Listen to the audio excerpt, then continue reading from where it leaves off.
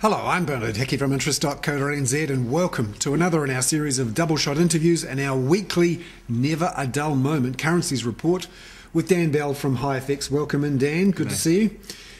No dull moments at all this week as well. We've had the European debt crisis purely in the focus of everyone in markets and plenty of move on interest rates too. But let's firstly start with the European debt crisis.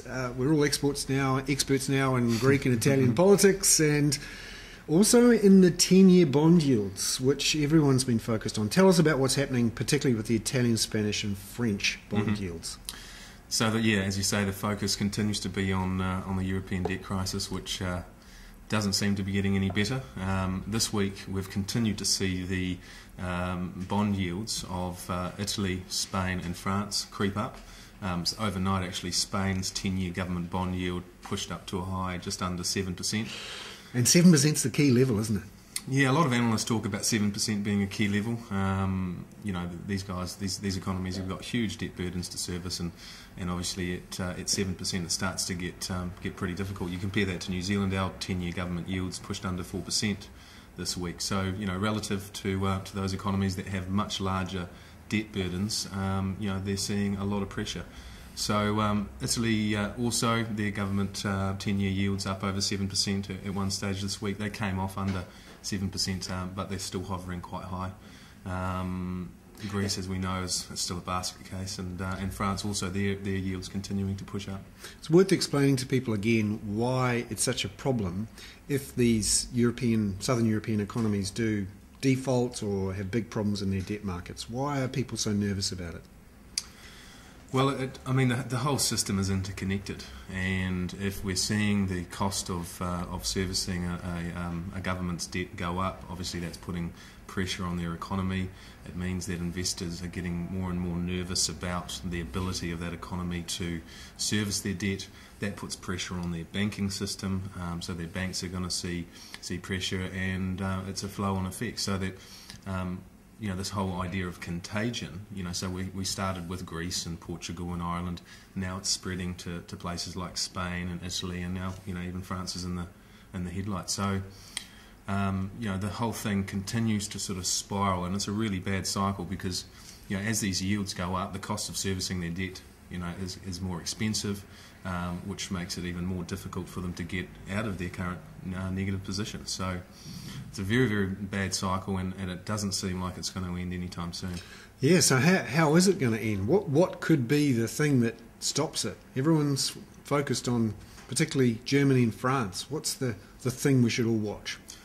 So the big, the key really is that, you know, we need the ECB to step in and say that they're going to do whatever they need to do to serve it, to help these sovereigns out, and at this stage they're not prepared to do that. So France was out this week saying that the ECB needs to take a more active role in, you know, picking up some of these bond tenders that these sovereigns are issuing.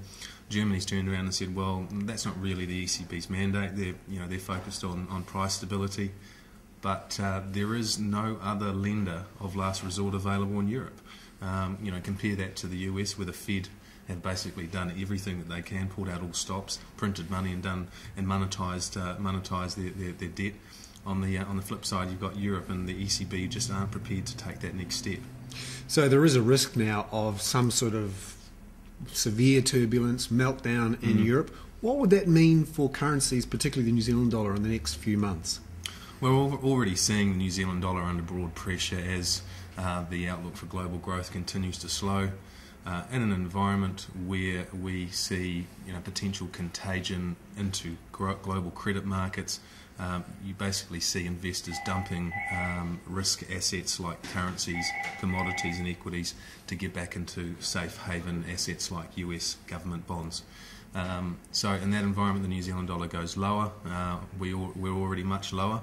If you go back to 2008, 2009, when the New Zealand dollar dropped under 50 cents against the US dollar, at that time I think the market was really unprepared for that event, around the Lehman collapse.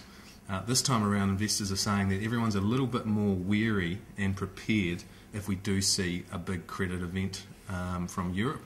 But at the end of the day, we're still going to see significant pressure on global markets, and that means more downside for the New Zealand dollar. So that's Europe. On to United States, and there's trouble brewing there too. Pretty much, yeah. The trouble hasn't really gone away. If anything, the focus has gone from the US to Europe for now. But as we know, back in August, obviously they had their big debt ceiling issue.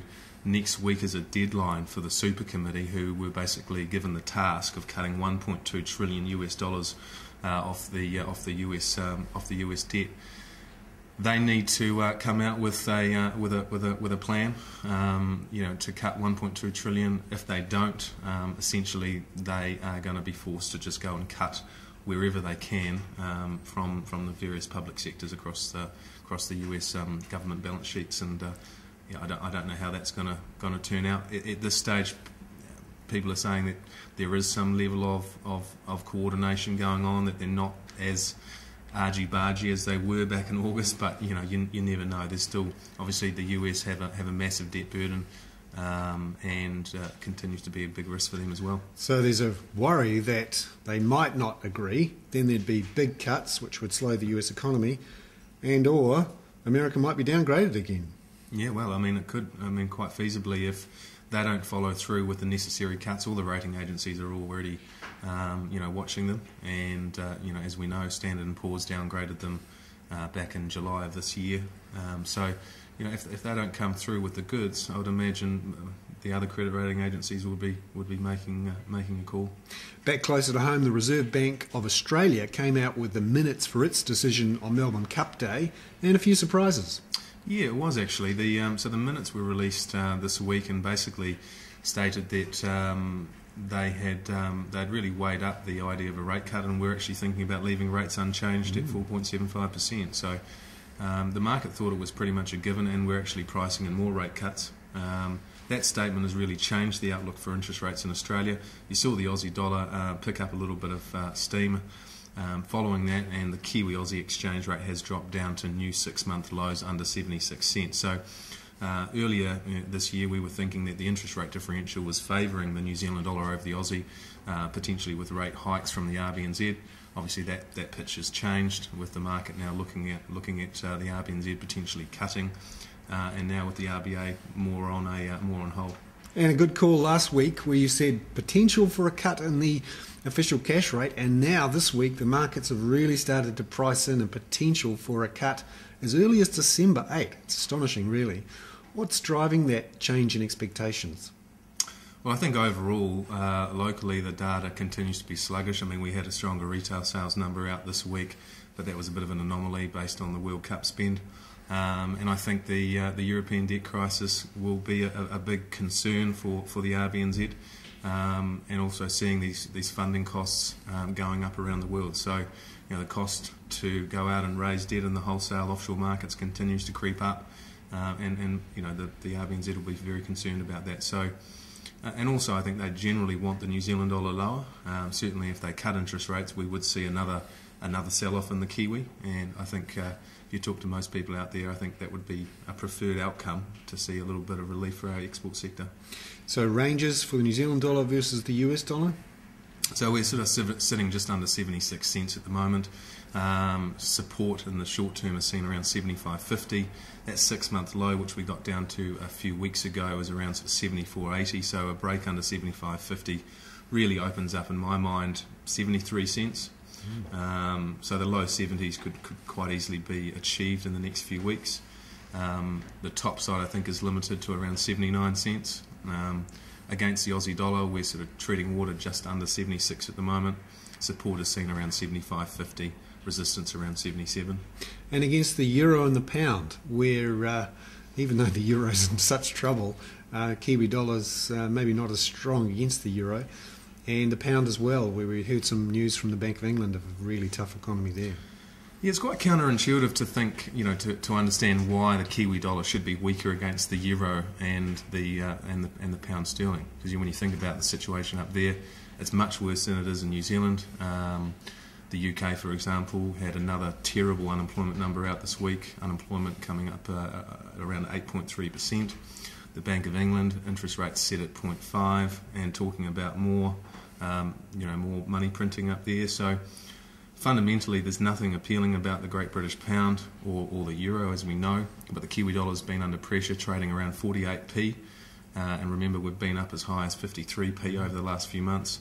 Against the Euro, we are sitting around 0.56, and recently we've been over 60. So the situation at the moment is when investors are selling out of what they consider to be risk assets like the New Zealand dollar and the Aussie dollar, being less liquid currencies, we tend to drop quicker than those European currencies, which are generally larger, more deeper traded currencies. So we're dropping quicker than those, and I mean, you've seen some pretty big weakness, significant weakness in commodity prices overnight.